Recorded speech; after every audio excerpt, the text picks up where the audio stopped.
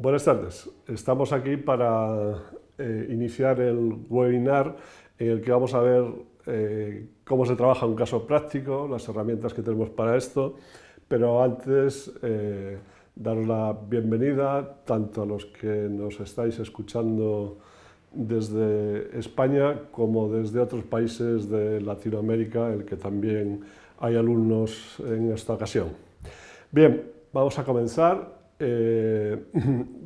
Primero haré una exposición de unos 30 minutos, pararemos 10 minutillos y en esos 10 minutos podéis hacer las preguntas que estiméis convenientes. Vamos a ver el índice en primer lugar, que lo que trata es de fijar de qué vamos a hablar en este webinar.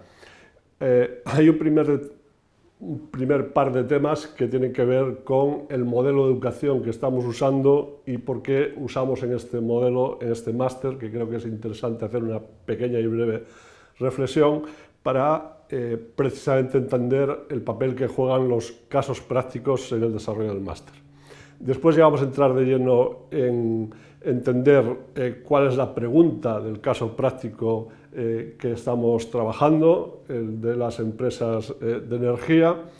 En cuarto lugar, vamos a empezar a hacer un análisis o a ver herramientas que podemos utilizar para analizar las propuestas que hagamos. Es decir, son en este caso herramientas bastante clásicas, aunque adaptadas a la situación de la economía digital, pero como no hemos visto otras herramientas que iremos viendo a lo largo del máster, de momento vamos a usar unas clásicas que los que hayáis hecho algún curso de gestión, etcétera, vais a conocer perfectamente, como es el concepto de cadena de valor, incorporando aquí el tema de la gestión en paralelo de cadenas de valor físicas y virtuales.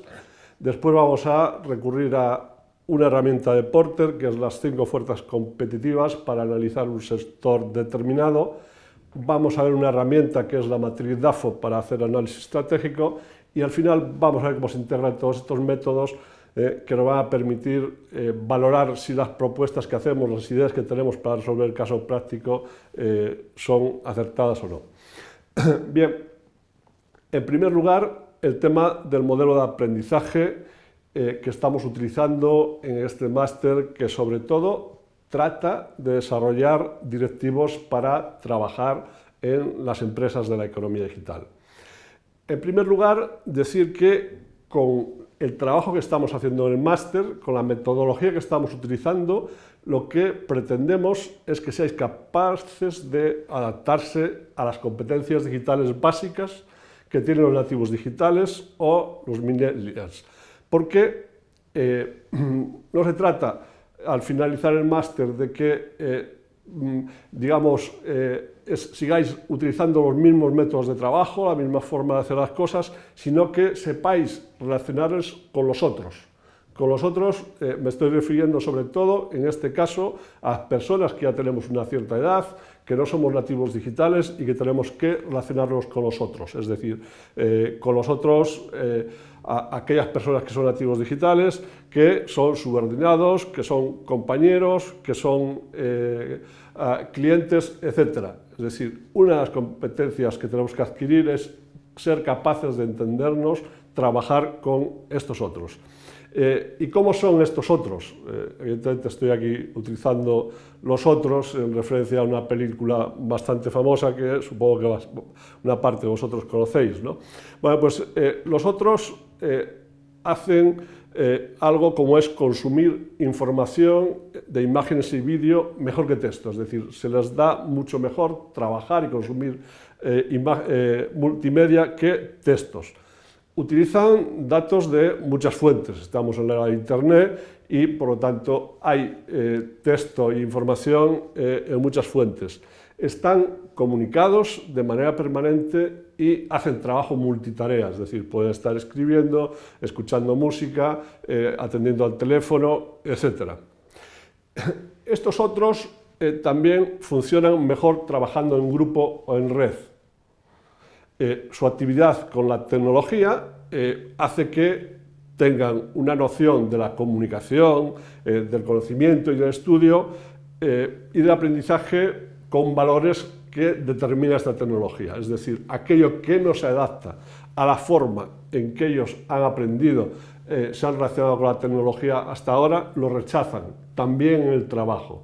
Una de las dificultades que estamos teniendo ahora en el mundo del trabajo es cuando coinciden tres generaciones que van desde la generación del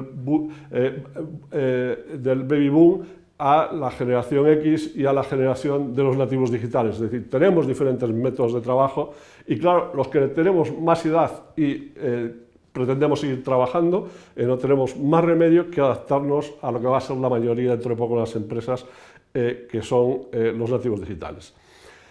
Bien, estos nativos digitales también se mueven en entornos más globales, tanto física como virtualmente, es decir, viajan más físicamente, pero si no también se relacionan con otras personas virtualmente a través de las redes sociales, etc. Manejan información menos precisa y más cambiante, y de fuentes a veces poco contrastadas. Esto también nos va a pasar a nosotros cuando trabajemos en casos prácticos. Vamos a recurrir a buscar información en las redes, vamos a buscar información en Internet y por lo tanto esta información a veces no está contrastada. La información es más imprecisa porque necesitamos información más global, ya no solo necesitamos información de los mercados locales donde los conocemos más, donde podemos tener datos más fiables, acceder a ellos con rapidez, etcétera, sino que vamos a ver, ya hemos visto además en algunas de las unidades que habéis trabajado, como la de globalización y localización, como los mercados, a pesar de que tienden a ser globales, cambian bastante. No es lo mismo trabajar en España que trabajar en México o que trabajar en Costa Rica, como está haciendo alguna de nuestras compañeras que nos están escuchando hoy.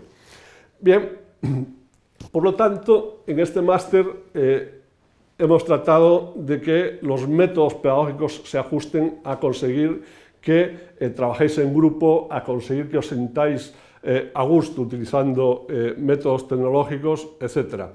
Y para conseguir esto, nosotros estamos utilizando dos metodologías que se complementan entre sí, que es el constructivismo social y el conectivismo en Internet. El constructivismo social tiene una premisa fundamental, y es que el nuevo conocimiento se desarrolla en colaboración. Es decir, aprendemos más a resolver cosas concretas colaborando con otros. Cuantos más forman parte de esta red de colaboración, más aprendemos habitualmente. Esto es algo que en las redes físicas o en Internet llamamos los efectos incrementales de las redes. Bien, pues aquí pasa un poco lo mismo, ¿no? En la medida que trabajamos más juntos, más somos capaces o tenemos más información para resolver situaciones nuevas. Ahora bien, como ya apuntaba un poco antes, es fundamental el que seamos capaces de separar la información importante de la trivial. En este caso práctico, a propósito, os hemos inundado de información. Os hemos dado información en el caso, os hemos dado información de la situación del sector de los contenidos digitales o el sector creativo en el Reino Unido, os hemos dado información de la patronal del sector en España, etc. Pensar una cosa, mucha de la información que se elabora para conseguir objetivos, a veces ante la administración, para conseguir objetivos comerciales, etc. Por lo tanto, la información siempre hay que verla con precaución. Los datos que se dan, incluso cuando pueden parecer estudios muy científicos, a veces tienen detrás intereses determinados y se dan unos datos, se ocultan otros, etc. Por lo tanto, en los casos prácticos, igual que en la vida de la empresa, que es lo que pretendemos que se asemejen a la vida de la empresa, tenemos que tomar los datos con precaución y tratar de utilizar la información que es más importante. En estos dos métodos pedagógicos, fijaos bien, el individuo, las personas, somos el centro del aprendizaje, pero no solo del aprendizaje, sino también de la construcción de nuevo conocimiento. Es decir, con el conocimiento que tenemos cada uno de nosotros, en la medida que participamos en redes, somos capaces de crear nuevo conocimiento, conocimiento que alimenta a la vez a las organizaciones que tenemos alrededor, a las instituciones, etc. Y estas instituciones, estas otras redes con las que nos encontramos, etcétera, nos devuelven un nuevo conocimiento, ¿no? Entonces, finalmente es como vamos avanzando en el conocimiento profesional y, por lo tanto, es fundamental este trabajo en red. El conocimiento de hoy, además, sabéis que tenemos que estar complementándolo, actualizándolo de manera permanente.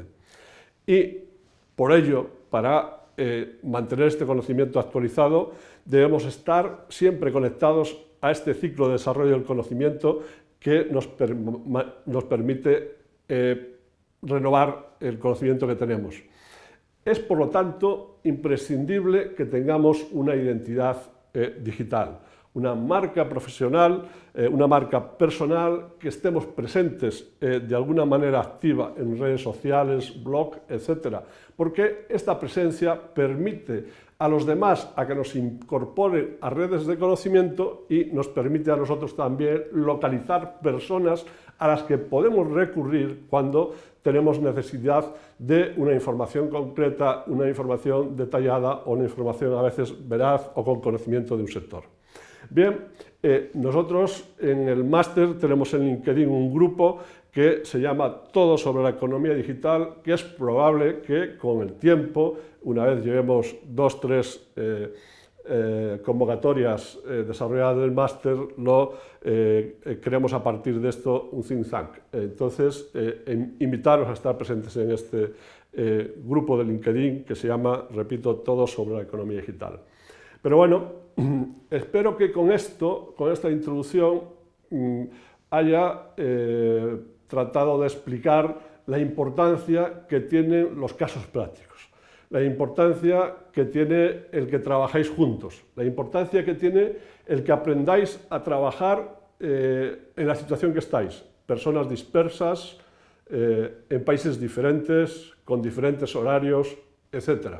Y sé que está resultando difícil poner en marcha el trabajo de los grupos, pero es un aprendizaje que tenéis que hacer y es mejor que lo hagáis en el máster, ¿verdad?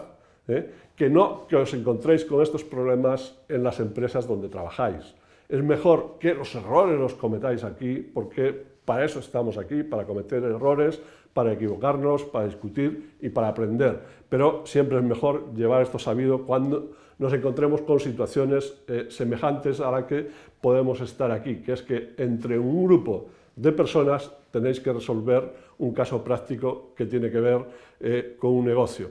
Y además, fijaos, nosotros en los casos prácticos utilizamos casi en su conjunto toda la metodología de Harvard, solo con una diferencia, y es muy importante. Y es que los casos prácticos que se hacen en Harvard y por lo tanto en la gran mayoría de las escuelas de negocios tratan del pasado. Presentan el pasado de una empresa que ha tenido problemas o una empresa que ha tenido éxito y cómo han conseguido ese éxito o cómo han solucionado los problemas. Nosotros estamos haciendo algo totalmente diferente en este sentido y es presentaros casos prácticos actuales, con situaciones actuales y que tenéis que ver qué va a pasar en el futuro o aportar cómo se puede modificar ese futuro.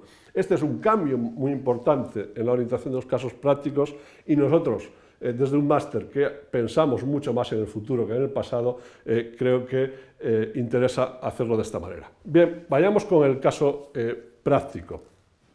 El caso práctico, que si queréis, para centrarlo un poco más, lo encaminamos a una empresa eléctrica, una empresa de producción de energía,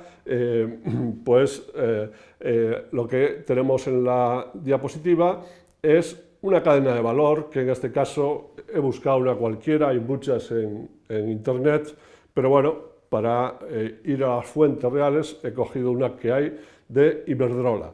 Entonces, si la veis desde abajo hasta arriba, esta cadena de valor coge todos los eslabones, todas las actividades que Iberdrola hace para conseguir prestar un servicio a sus clientes, que es el servicio de que tengan a su disponibilidad energía en sus casas, en sus empresas, etc. Bien, pues la cadena de valor, evidentemente, desde el principio comienza planteándose cómo se produce la energía, después avanza y hace específica cómo lo que se hace con esta energía es transportarla para distribuirla a través de las redes eléctricas, ¿verdad? Avanza más y nos habla de actividades como la comercialización, etcétera, y al final llegamos a la parte que tiene que ver con nuestro caso práctico, que es los clientes, es decir, a través de un proceso de comercialización, de unas bases de datos ingentes, etcétera, CRMs y todo esto, son capaces de llegar a los clientes, de suministrar, vender el producto, el servicio, de conectarse a la red y, por lo tanto, a ser capaces de prestar este servicio a los clientes. ¿Vale? En la propia, también he elegido este análisis de la cadena de valor de Iberdrola porque en la propia cadena de valor ya se habla también de redes inteligentes, es decir, Iberdrola, igual que Endesa, igual que las otras empresas del sector eléctrico en España, están transformándose digitalmente, haciendo también un uso, transformando sus actividades de producción, de redes, etcétera, de manera inteligente, o sea que están recurriendo a la transformación digital para prestar el servicio. Pero nosotros no nos vamos a parar mucho aquí. Fijaros, tenéis una información del sector eléctrico, se os ha suministrado esa información, se ha suministrado una información en la que se viene a decir, bueno, pues lo que está buscando el sector eléctrico en España es no depender solo de este negocio. Su negocio tradicional, por más que estén transformándolo digitalmente para hacerlo más inteligente, sino buscar otros negocios en paralelo a este, otros negocios que tengan que ver con el mundo digital. ¿Por qué? Porque, como todos bien sabéis, tanto los que trabajamos en España como los que trabajáis en otros países, la electricidad es un sector muy regulado. En España, en estos momentos, los beneficios o los márgenes que les pueden quedar a las eléctricas están muy regulados por la legislación. Por lo tanto, realmente son empresas rentables, pero con unos márgenes muy regulados, donde caben pocas posibilidades de aumentar beneficios, crecer, etc.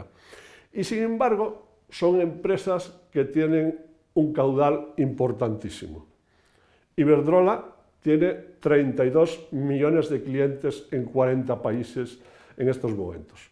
Por lo tanto, la pregunta obvia es, aprovechándonos de todo el potencial de la transformación digital, de todo el potencial que tiene la economía digital, ¿qué más podemos hacer pensando que tenemos algo tan importante como son los datos y la relación todos los meses con los clientes, con estos 32 millones de clientes, ¿verdad?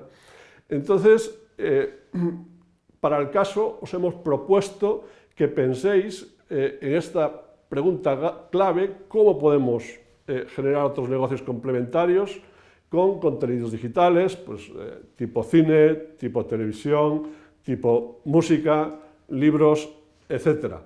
Pero si alguien quiere incluir algo que no sea estrictamente un contenido digital, ¿verdad? Un contenido de este tipo, y quiere incluir otros servicios en la propuesta, puede hacerlo, porque lo que se trata es de que penséis de forma abierta en las posibilidades de cómo a esos 32 millones, en el caso de Iberdrola, por acordarnos de uno en concreto ahora, les podemos vender más cosas.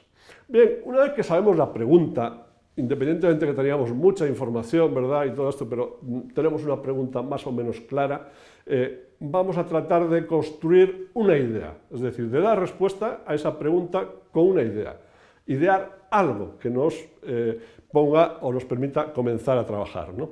Entonces, ese algo tiene que ser un producto o un servicio digital, que evidentemente yo no voy a entrar ahora aquí a decir que es ese algo, porque cada grupo, todos vosotros tenéis que trabajar en esta idea o idear este producto o servicio digital. Ya digo que más adelante veremos métodos, etcétera, de trabajo, pero de momento vamos a trabajar con cosas sencillas que os permitan pensar sobre ellas y no os compliquen mucho la vida en este primer caso. Entonces, en ese producto o servicio tenéis que contarnos en esa presentación que vais a hacer de unas 15 transparencias, ¿verdad?, por cada grupo, 15 diapositivas, que tenéis que presentar, pues contarnos los beneficios de ese servicio, los beneficios para el cliente. ¿Qué características tiene ese servicio? ¿Cómo se entrega al cliente? ¿Cómo se comercializa? ¿A cuántos clientes de esos del mundo de la empresa que cojáis como referencia, etcétera, pensáis que podéis llegar con ese servicio? ¿Cómo hacéis la distribución? ¿Es física, es virtual, etcétera, ¿no? El precio que tendrá para cada cliente ese servicio.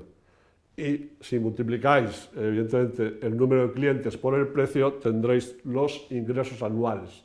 Os pido los ingresos anuales, no hace falta después una cuenta de explotación ni nada de esto, porque estamos ideando un producto o servicio, no queremos entrar mucho más en detalle en esto. Los ingresos anuales simplemente para que tengáis una referencia de la propuesta que vais a hacer al comité de dirección de esta empresa eléctrica, ¿verdad? Porque si le vais con una propuesta multimillonaria, pues que requiere mucha inversión, etcétera, posiblemente les asuste. Si les vais con una propuesta que es facturar 10 millones de euros, posiblemente ni la consideren, porque no consideren de interés complicarse por un ingreso tan mermado. Por lo tanto, simplemente para que tengáis una idea del volumen de lo que estáis proponiendo, ¿vale? Vamos a continuar entrando ya en más detalles.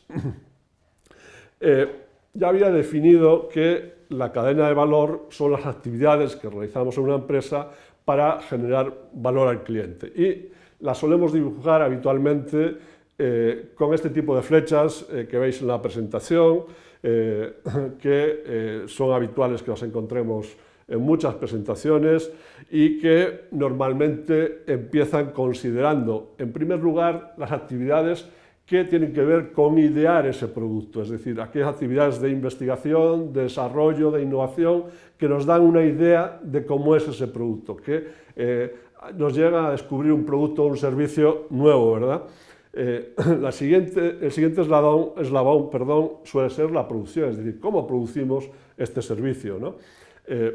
El siguiente, si no metemos muchos eslabones, si no lo detallamos mucho, sería qué actuaciones hacemos de marketing y ventas. Y, por lo último, cómo distribuimos o hacemos llegar el producto o servicio al cliente. Bien, hasta el momento, en la cadena de valor, como es un concepto ya bastante antiguo, con bastantes años, siempre hablábamos de cadena de valor de actividades físicas, es decir, aquellas actividades que hacíamos en la empresa de manera física para atender a los clientes. Ahora tenemos que tener en cuenta que cuando transformemos la empresa, si en esta empresa eléctrica empezamos a hacer nuevas actividades o un nuevo producto o un nuevo servicio, estamos generando también actividades virtuales. Por lo tanto, tenemos que ver cómo estas actividades las representamos también para tener una idea visual de lo que estamos haciendo o lo que proponemos, no para nosotros solos, sino para a quien queremos explicarle, venderle esa idea, venderle ese proyecto, ¿no? Por lo tanto, cabe dos maneras de actuar aquí. Una sería recoger aquellas actividades virtuales e intercalarlas entre las actividades físicas donde corresponda. Esta es una posibilidad. La otra posibilidad es ponerlas en paralelo, poner las actividades, de alguna manera, mantener esa cadena de valor física con la que está ya, que conoce todo el mundo, que está habituado a ver, etcétera, y ponerle en paralelo las actividades virtuales que en este caso pues, pueden ser las que necesitamos para identificar y procesar la información, para empaquetar un nuevo producto o un nuevo servicio, el marketing digital, es decir, cómo aparte del marketing o las ventas que hacíamos antes, abrimos ahora una parte de marketing digital, o incluso ponemos un e-commerce, etcétera, ¿verdad? Todas estas cosas tenemos que ir incorporándolas en la cadena de valor para que entendamos cómo cambia, cómo se transforma el negocio que hacíamos anteriormente. Otra forma de representarla es la que tenéis ahora en pantalla, que es simplemente, he tratado aquí de ver dónde están las sinergias, es decir, centrarnos en las sinergias. Son dos cadenas de valor, perdón, la cadena de valor física tradicional y la cadena de valor con las actividades virtuales, pero identificando claramente dónde están las sinergias. Y es muy probable que cuando queráis considerar esta empresa, que es la que estábamos hablando ahora como ejemplo, Iberdrola, y queráis ponerle actividades en paralelo, nuevas actividades, nuevos productos, nuevos servicios, como puede ser, por decir algo, un servicio de cine a domicilio que vendamos a los clientes, pues vamos a encontrar que todas las actividades que hace la empresa tradicional de producción, de electricidad, de transporte de la misma, etcétera, no tenemos ninguna sinergia especial con ellas. Simplemente la sinergia nos va a aparecer posiblemente en el área de clientes, en los áreas de marketing, clientes, etcétera, en las bases de datos que tenemos que utilizar para la nueva actividad, etcétera. Entonces, he pretendido aquí, con esta figura que he hecho, que entendáis cómo tenemos que pasar información de los clientes que ya tenemos en la empresa anterior para la empresa nueva y a partir de ahí utilizarla para incluirla en una nueva plataforma de prestación de servicios, que puede ser un e-commerce, puede ser una plataforma de distribución de vídeo, de películas, música, lo que queráis, ¿verdad? Y a través de ahí continuar la cadena de valor para poner en marcha esta transformación.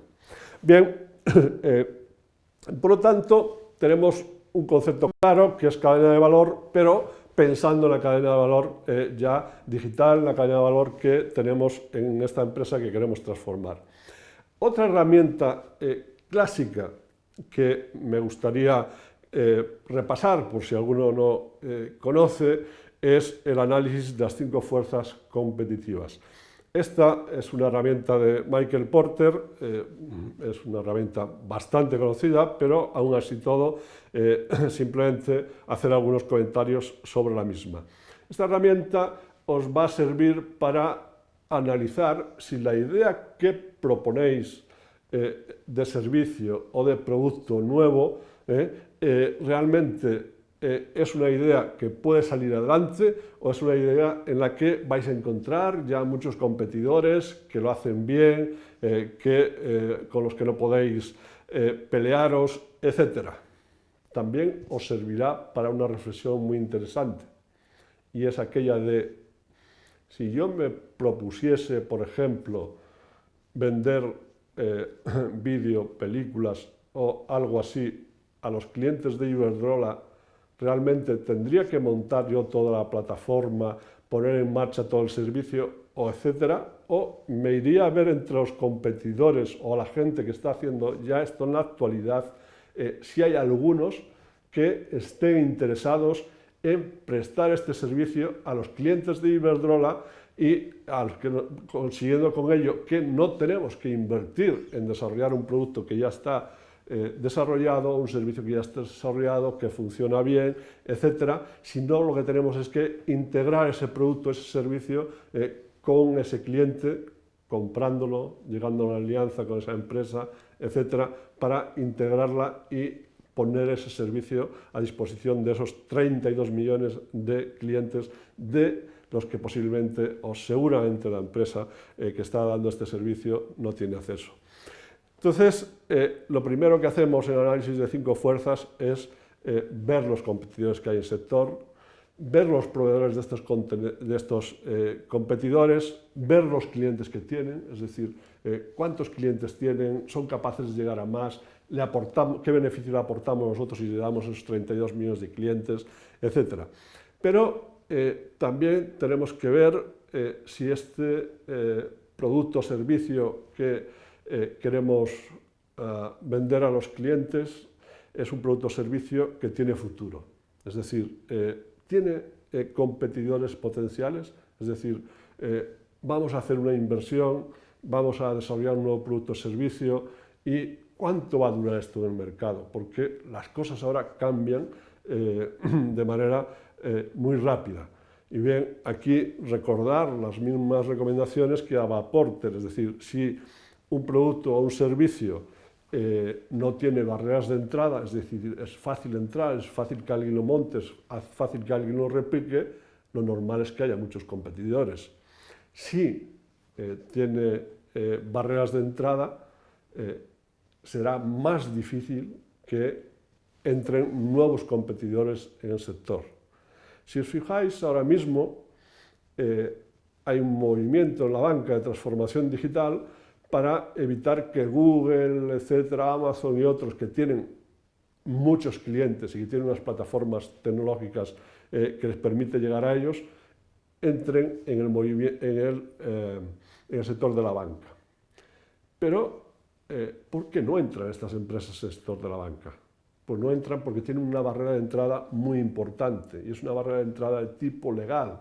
Es decir, los bancos, para conseguir una ficha bancaria, no solo tienen que depositar un capital, que lo tienen sobradamente tanto Google como Amazon como otros, sino que tienen unas barreras legales de controles administrativos, de seguridad, etcétera, todo este tipo de cosas que estas empresas no tienen y que no es fácil de montar. Por lo tanto, tenemos que ver eso, qué barreras, que pueden ser barreras económicas o barreras de tipo legal, etcétera, podemos crear en ese servicio que queremos meter a los clientes. Y a la vez también ver que no haya productos o servicios sustitutivos que, por lo menos que conozcamos ahora mismo, ¿no? Que estén pendientes de salir, conocer qué estado está la tecnología, ser capaces de pensar en la tecnología. Estamos hablando siempre, o hablaremos mucho durante este máster, que la tecnología es ahora mismo la que mueve el desarrollo económico, la que es capaz de permitirnos crear nuevos productos y servicios, o sea que tenemos que empezar a pensar, a darle vueltas si la tecnología que hay permite o no que entren muchos productos sustitutivos en un momento dado. Bien, vamos a seguir. Aquí, como tenéis la transparencia, no voy a comentarla, simplemente es un ejemplo de cómo yo recojo la información en esta herramienta, las 5 fuerzas competitivas del sector. En este caso, hace años yo trabajaba en una empresa de e-learning que se dedicaba a esto en exclusiva y hice un análisis del sector para ver cómo posicionarnos en el mismo. Bueno, pues como veis, he cogido las 5 fuerzas, he abierto unos cuadros y he metido ahí la información de manera muy sintética para conocer cómo estas fuerzas actuaban entre sí y tener a la vista esta información, poder discutirla con los demás, etc. Pero bueno, ya digo, no voy a detenerme en ella porque simplemente pues, es un método, es una herramienta, es una costumbre de trabajo que yo tengo, que si os es de utilidad, pues bienvenido sea, y si no, pues saltáis de transparencia, ¿vale? Bien, fijaos, a continuación yo pongo aquí una herramienta también típica de análisis estratégico, es el análisis DAFO. En Latinoamérica decís FODA, pues lo mismo, ¿no? ¿Verdad? Lo que es importante no es cómo lo llamemos, sino que lo utilicemos bien. Y para utilizarlo bien, conviene utilizar las 2 herramientas que yo he utilizado antes. O sea, realmente aquí no empezamos a trabajar con un análisis DAFO en blanco, no abrimos 4 cuadros como estos que he abierto yo aquí en blanco, sino que vamos a venir aquí y traer la información que hemos conseguido cuando hemos hecho análisis de la cadena de valor. La cadena de valor son lo que aquí llamamos factores internos y que tienen que ver con las debilidades y las fortalezas. Es decir, si cogemos la cadena de valor que hacemos para el servicio que nosotros queremos prestar, para el servicio o producto que nosotros queremos vender a los clientes, en esa cadena de valor, si la comparamos con lo que sepamos de los competidores, podemos llegar a conclusiones de cuáles son nuestras debilidades. Las debilidades serían aquellas cosas que hacemos peor o que no seremos capaces de hacer tan bien porque no tenemos experiencia, porque no tenemos recorrido, porque no tenemos inversión necesaria, etc. Es decir, dónde están nuestras debilidades en relación con la cadena de valor de las empresas de competencia y dónde están nuestras fortalezas. Bien, porque realmente el análisis DAFO tiene esta línea divisoria de arriba a abajo que separa las debilidades y las fortalezas de las amenazas y las oportunidades. Las debilidades y las fortalezas, vuelvo a repetirlo, se refiere a cuestiones internas de la empresa. Y esto es importante organizar la información así para no empezar a escribir en cualquier cuadrado donde nos parece que cualquier cosa que queremos escribir queda bien allí. No, realmente, si queremos hacer bien este análisis, pongamos debilidades y fortalezas de la empresa, las cuestiones internas de la empresa. Y las amenazas o las oportunidades vienen del exterior.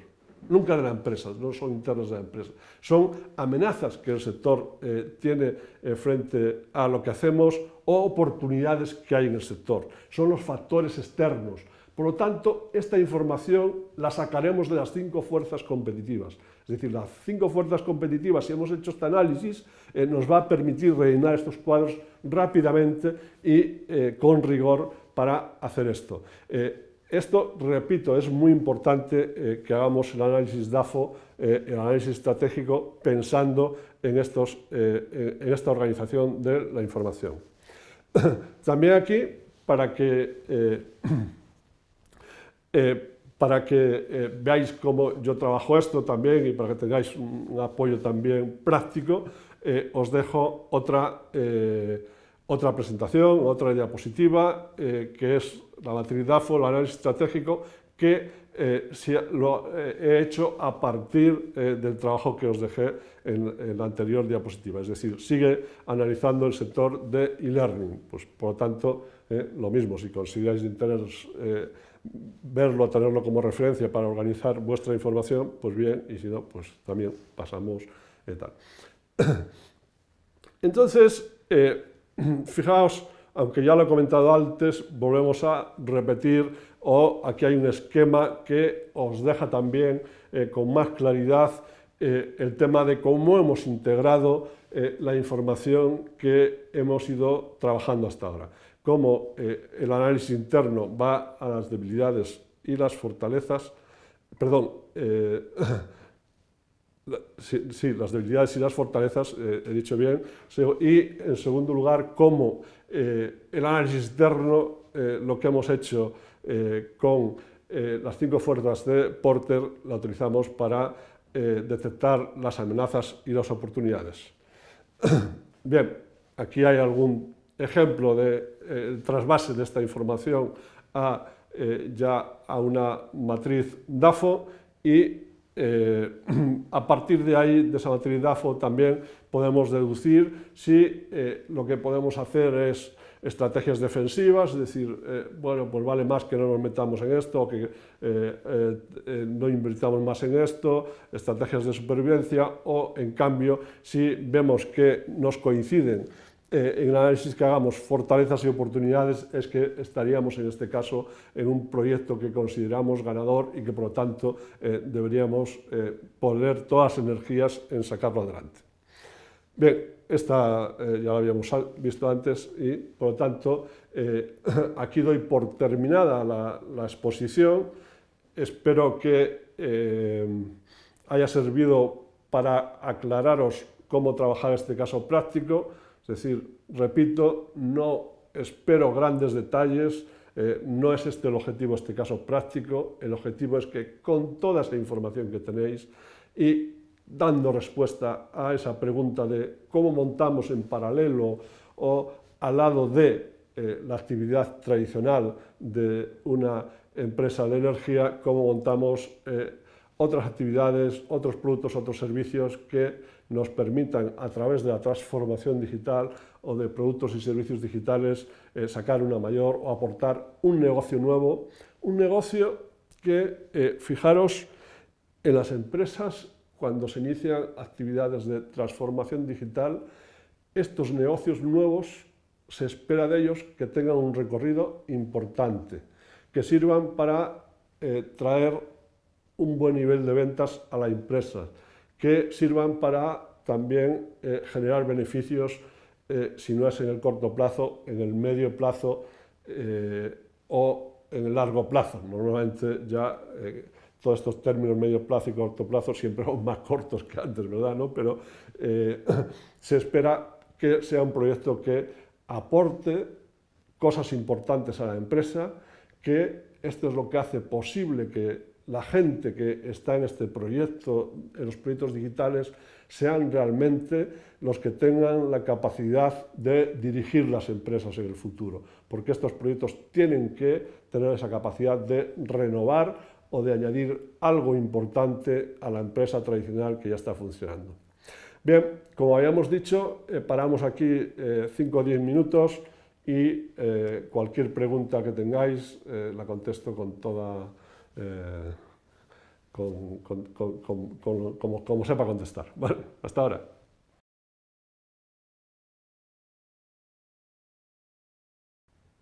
Vale. Bueno, estamos aquí y tenemos varias preguntas, aunque las preguntas las ha hecho Rafael González y Pedro Valle, entonces voy a ir contestando a las mismas, ¿vale? Empiezo por Rafael, que son preguntas más relacionadas con el objetivo y el trabajo del caso práctico. Entonces, Rafael pregunta cuál es el objeto en concreto del caso práctico y si se trata de desarrollar un servicio y analizarlo con las herramientas que he indicado, etc. Vale. Entonces, sí, Rafael, te confirmo que el objetivo del caso práctico, tenemos otra vez delante la presentación, es recoger la información de Iberdrola, es decir, o de una empresa eléctrica o cualquier otra empresa de utilities que consideréis utilizar como referencia. Cogéis esta empresa, hacéis una pequeña cadena de valor, si queréis, y a continuación tratáis de proponer una actividad, un negocio, un nuevo servicio que tenga que ver con la información que os hemos dado de la industria de los contenidos digitales o la industria creativa, que se dice en algún momento en el caso práctico, ¿no? Sabéis que la industria de esto tiene que ver con el cine, la televisión, etcétera, pero, no sé, hay otros servicios que igual pueden encajar, la domótica o algún otro servicio. En algún caso, otros grupos han trabajado y han hecho temas sobre domótica o cosas así, ¿verdad? Lo que se trata es que tenga lógica que una empresa eléctrica, para aprovechar esos 32 millones de clientes que tiene Iberdrola, monte una actividad nueva, ¿no? Y entonces, efectivamente, se trata de que una vez que pensemos o discutáis en el grupo qué servicio podéis montar, hagáis una aportación cada uno, etcétera, al grupo de qué servicio podéis poner en marcha y por qué, una pequeña argumentación, tratéis de trabajar también en grupo el producto o el servicio, identificando los atributos. Es decir, oye, pues vamos a montar un servicio, ya que lo he utilizado como ejemplo, de distribución de cine para que la gente pueda ver cine en sus casas y los que sean clientes de Iberdrola, pues tengan la ventaja de una oferta mejor, más amplia, etcétera, etcétera. Bueno, pues tenéis que ver ese servicio, qué necesita, qué plataforma tecnológica, cómo se suministra, es streaming, no es streaming, es de pago mensual, es de suscripción anual, es de pago por película, es gratuito porque lo incluimos como un precio del recibo de la luz, o sea, lo que veáis, o sea, discutir este tipo de beneficios para el cliente, de características que tiene ese servicio, cómo lo comercializáis, es decir, vais a la cadena de valores que hemos dibujado anteriormente identificáis, oye, los clientes que están aquí en esta base de datos, pero ¿qué hacemos con ellos? ¿Cómo aprovechamos los contactos que tenemos con ellos todos los meses para mandarles información, creamos nueva información, etcétera? O sea, es decidir esto, ¿no? El precio por cada... el precio de ese servicio, si es que tiene un precio, si le vamos a poner financiar con publicidad, pues publicidad, etcétera, ¿no? Y estimar los ingresos anuales de ese servicio para Iberdrola. ¿Por qué? Porque busquemos algo que tenga sentido, que tenga volumen, etcétera, para que una empresa que factura muchos miles de millones de euros tenga interés en poner en marcha un servicio de este tipo que, si bien puede empezar siendo pequeño, tenga posibilidades de crecer, ¿no? Entonces, esta es la idea, ¿vale? Me parece también Pedro sobre esto, que si lo que se trata es que, al menos en la explicación que hagamos de por qué hemos elegido este servicio, es decir, una vez que hemos elegido el servicio, analicémoslo, digamos, dibujemos la cadena de valor, expliquemos el servicio, las transparencias, hagamos un análisis del sector, quiénes son los competidores de este servicio, hagamos una matriz DAFO, etcétera, porque lo que tenéis es que, una vez que idear ese servicio, trabajar con estas herramientas os va a permitir organizar la información, os va a permitir sistematizar vuestro trabajo y os va a permitir tener después una herramienta para presentar al comité de dirección de Iberdrola para que digan si aceptan vuestra propuesta o no, si les parece viable. O sea, realmente estaréis con ello construyendo la presentación que tenéis que hacer, que no es más que una presentación al comité de dirección de esta empresa, ¿verdad? Aunque nos la hagamos entre nosotros, pero que los destinatarios serían el comité de dirección de esta empresa, que tiene que compraros vuestra propuesta y ver si estáis haciendo una propuesta que tiene razones sólidas, que está basado en análisis sólido, etcétera, sin entrar en muchos detalles, porque ya os digo que tampoco tenemos que entrar en excesivos detalles, pero que se vea que hay solidez, que hay un discurso, que hay un proyecto detrás, que hay un modelo de negocio, etcétera, ¿verdad? O sea, este tipo de cosas que tienen que tener los proyectos, ¿vale? Entonces, Pedro pregunta, ¿hay que, por lo tanto, en la presentación utilizar estas herramientas que yo he propuesto? Pues no. Podéis utilizar las que queráis. Si sois capaces de explicarlo con claridad, etcétera, pues ahora hay otras herramientas también que iremos viendo más adelante, ¿verdad? Como es el método Canvas, etcétera, para trabajar con un proyecto. Si alguien conoce Canvas y quiere proponer a su grupo que utilizar Canvas, pues utilizáis Canvas, me da igual, siempre y cuando pues este método os ayude, nos lo haga ver a todos, nos haga entenderlo a todos, al resto de las personas que estamos haciendo el máster, pues nos haga entender por qué lo proponéis, cómo lo habéis trabajado, etcétera, pues utilizad lo que queráis, ¿vale? Finalmente, Pedro hizo también algunas preguntas de tipo, digamos, de logística del trabajo. ¿Cuándo hay que entregarlo? Pues bueno, vamos a dejar 2 o 3 semanas. Voy a ir viendo en los dos grupos cómo vais avanzando. Si podemos terminarlo en 2 semanas para pasar ya al módulo siguiente, mejor. Si no, pues daremos otra semanita más para que, ya que es el primer caso, podáis sacarlo adelante, ¿no? Por lo tanto, la fecha de entrega, pues eso, 2 o 3 semanas más. Vale.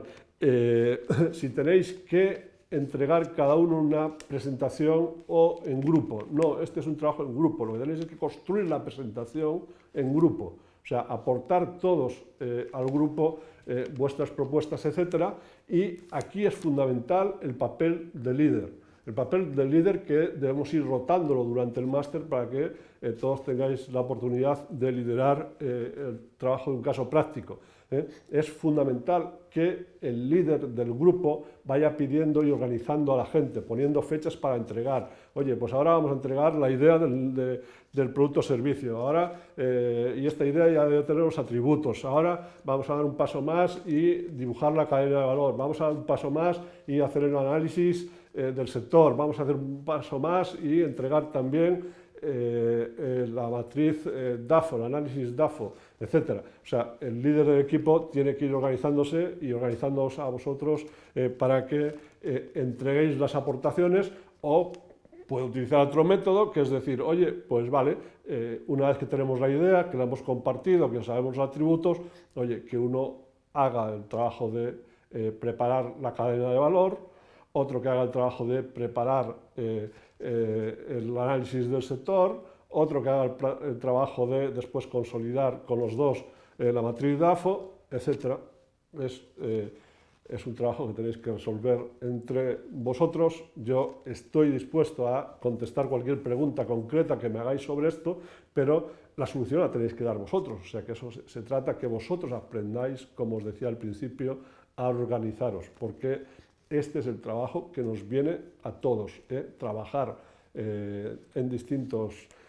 además este grupo es bien representativo de esto porque estáis gente de diferentes países, ahora mismo estáis escuchando este webinar, gente de diferentes países, gente que tenéis diferentes horarias, gente que podría darse la casualidad de que tuvieseis que trabajar en cualquier proyecto o en una empresa juntos en cualquier momento. Por lo tanto, estas son algunas dificultades de trabajar en la economía digital y tenéis que aprender a trabajar con ellas, compartir documentos, etc.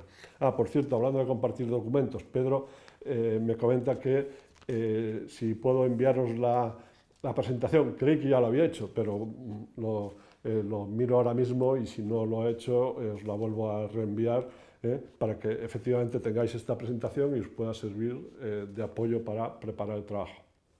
Bien, como no hay más preguntas, nada más que agradeceros a todos la atención. Espero que os haya sido de utilidad y espero haber bajado lo suficiente al terreno como para que se entendiesen las cosas que quería proponeros. Y bueno, os deseo que tengáis un trabajo interesante con este caso práctico. Veréis que según va avanzando el máster se os va a hacer más interesante el trabajo y bueno, pues estoy encantado de haber tenido este primer contacto vis a vis con vosotros, aunque sea a través de esta herramienta virtual. Hasta otro día y recordar lo que os vengo repitiendo. No tengo ningún problema en atender consultas vuestras, que ya las estáis haciendo, por correo, por teléfono, montar una videoconferencia o lo que queráis. Estoy a vuestra entera disposición para que conseguir que el trabajo en este máster sea totalmente satisfactorio para todos. Venga, saludos y hasta otra.